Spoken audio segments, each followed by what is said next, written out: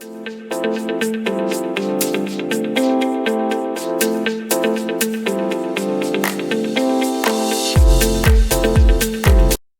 folks, welcome to the series of Offshore Electrical Engineering Learning Session. Next, in this session, we are going to learn about basics of how to select of AC or DC substation investment, costs comparison of AC versus DC cables. Next, below are some important points on investment costs comparison of AC versus DC cables.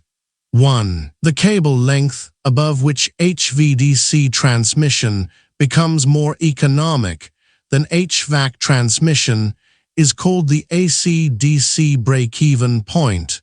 2. Currently, this break-even point is between 50 to 120 kilometers, depending on wind power plant size and several other factors. 3. For higher voltages, AC cables produce a lot of reactive power, limiting the active power transport capacity. 4. The break-even distance is also influenced by the price of copper and aluminum, as it is the cost of cables that defines the slope of the curves in the diagram. 5. The comparison changes all the time due to the development of HVDC and cable technology. Next, some innovative solutions are being considered, such as gas-insulated lines or high-temperature superconducting cables, which could provide bulk power transmission over large distances.